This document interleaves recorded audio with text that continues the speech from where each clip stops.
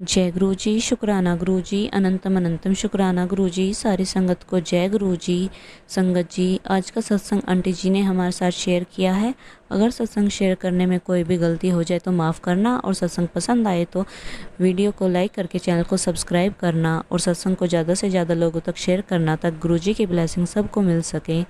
और आप भी अपना सत्संग शेयर करना चाहते हैं तो डिस्क्रिप्शन बॉक्स में नंबर और ईमेल आईडी दिए हुए हैं, आप वहां से कर सकते हैं। आइए सत्संग की शुरुआत करते हैं। फिर संगत जी इसी बीच मुझे मैसेज आ रहे थे कि कुड़िए मेरे जन्मदिन ते किसी गरीब नू येलो कलर दा कपड़ा दान करें। तो संगत जी मेरा काम स्टिचिंग का है और मैं कपड़े सिलती हूँ।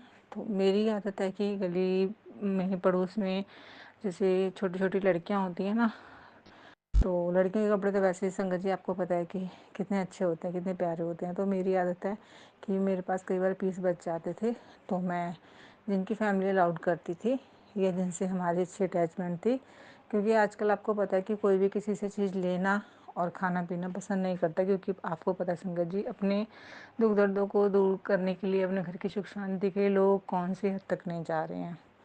तो हमारे घर में ऐसा कुछ नहीं है, सभी को पता है कि ये अपना कमा कर खाने वाले हैं और इधर उधर नहीं जाने वाले हैं।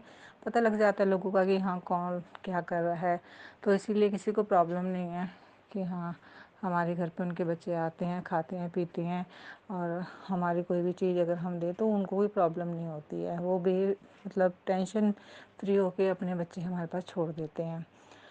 तो उस टाइम जब मुझे मैसेज आ रहा था कि किसी येलो कलर का कपड़ा दान कर, तो मैंने सोचा कि क्योंकि येलो कलर का कपड़ा मेरे पास पड़ा था, बट वो मैंने किसी को बनाकर दे दिया था। और हमारे पड़ोस में ना एक संगत जी कोई गरीब फैमिली थी, किराए पे रहती थी, वो यूपी से आए हुए थे।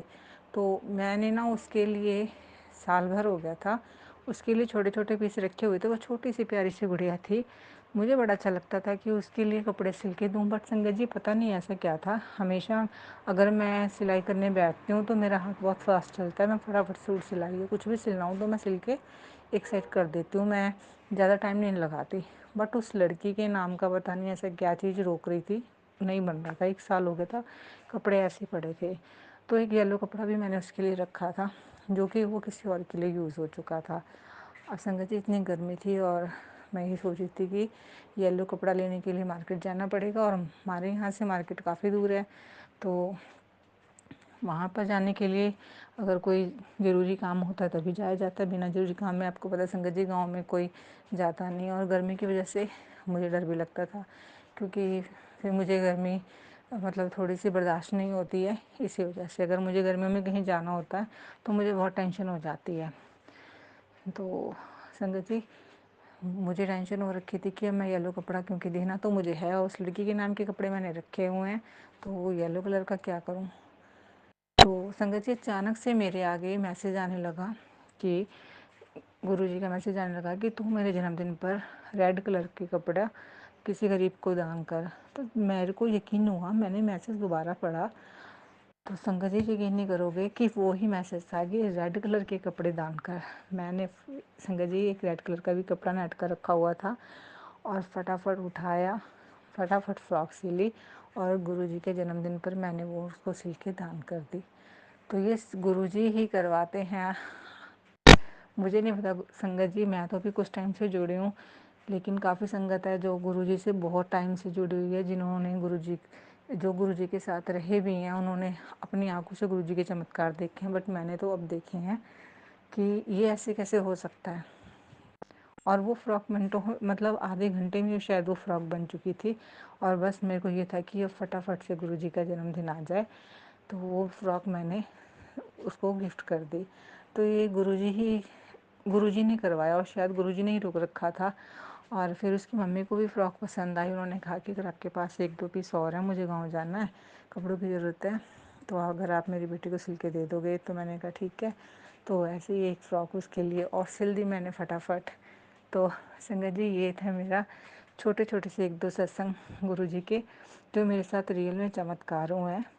और ऐसे ही 1-2 चमत्कार और मेरे साथ और हुए कि जैसे एक बार मुझे सपना आया कि मुझे कांच की शिवलिंग दिखे रात को, और कांच की शिवलिंग में मुझे शिव जी के भी दर्शन हुए और गुरु जी के भी दर्शन हुए हैं संगत जी। और ऐसे ही मुझे कल रात को सपना आया कि मैं एक मंदिर में हूँ और वो मंदिर शिव जी का ही मंदिर है। और उसी मंदिर के बाद मुझे उसी सपने में एक सपना आता है कि मैं गुरु जी के दर्शन मुझे हुए हैं। गुरु जी साक्षात अपने जो उनकी गद्दी है उस पे विराजे हुए हैं, और मैं हैरान हूँ।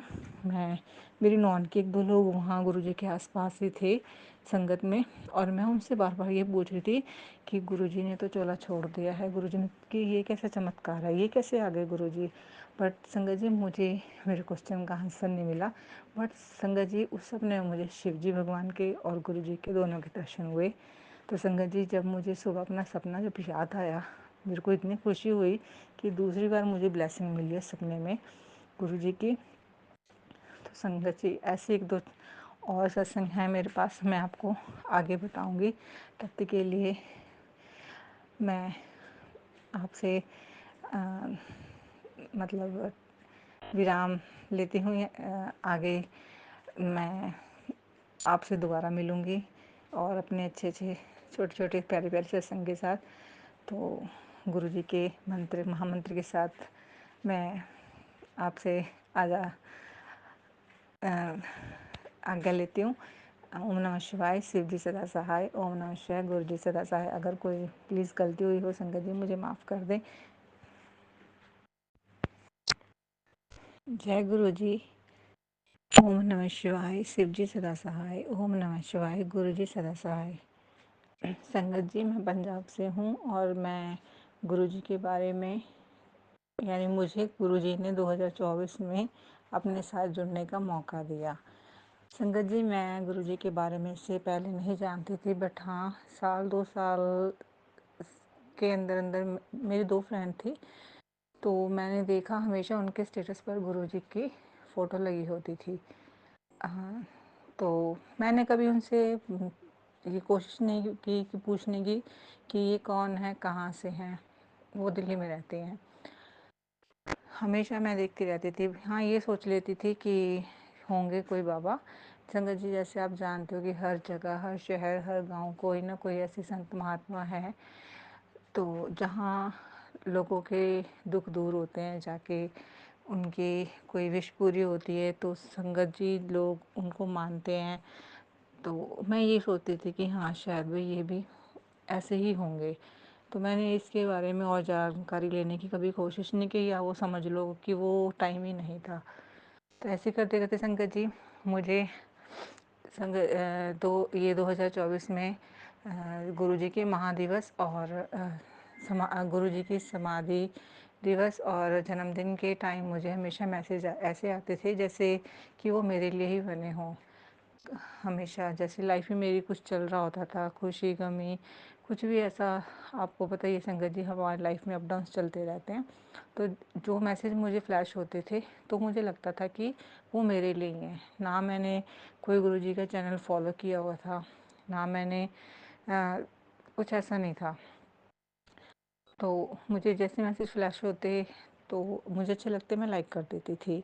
उसके बाद मुझे उन्हीं दिनों गुरुजी के बारे में जानने का मौका मिला। मुझे पता चला कि ये तो पंजाब से ही हैं, और उनके बारे में फिर मैंने मतलब सर्च किया।